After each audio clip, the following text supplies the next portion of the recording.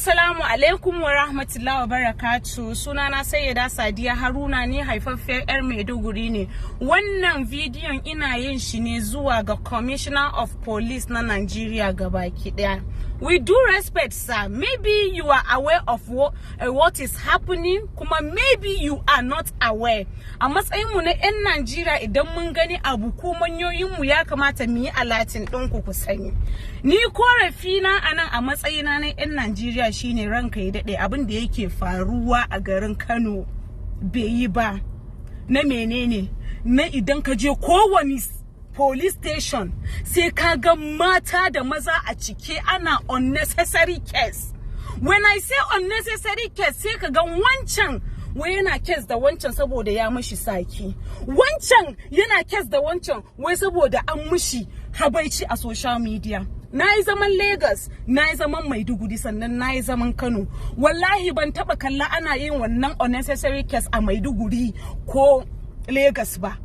Ni ban taba kalla ba ma wai yarinya wai ana case da ita a Maiduguri. Wallahi sai abin ya kai ya kawo tukuna ana kai station. Amma 'yan Kano sun dauka police station kaman gidansu ne. Sun dauka police station gurin ciwo junansu mutunci. Wata akwai abin da bai taka kara ya karya ba za ta ce za ta kai station. Aje ana kes da wancan wacce abin da ya faru tsakanin su da su bai taka kara ya karya ba, ita kuma ta je tana mata video ta zo social media ta nuna irin ita wata shegiya ne ta kama wace an kai station. At the end of the day kuma ba za ta zo ta samu riba ba. So we do respect, sir, dan Allah dan Annabi. Akwai abubuwan da ya kamata mu yi focus sosai a kasan nan.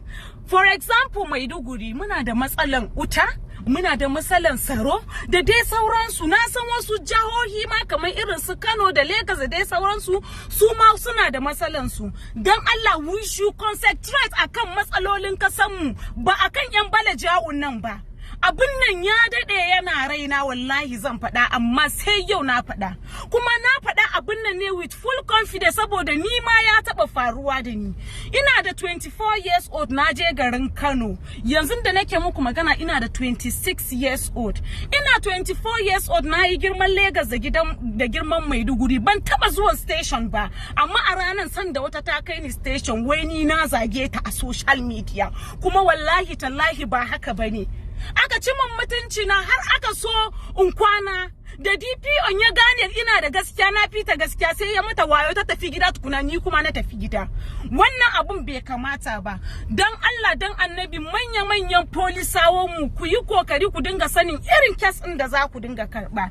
So na faɗa abin nan da zuciya ɗaya ne. Idan akwai wanda abin nan ya bata mishi rai ko akwai gyara a cikin lamurana, dan Allah a gyara mun. Na san muna da abubuwa da yawa da ya kamata mu sa kai mu focusing a kasan nan mu gyara, ba akan yan balaja'u ba.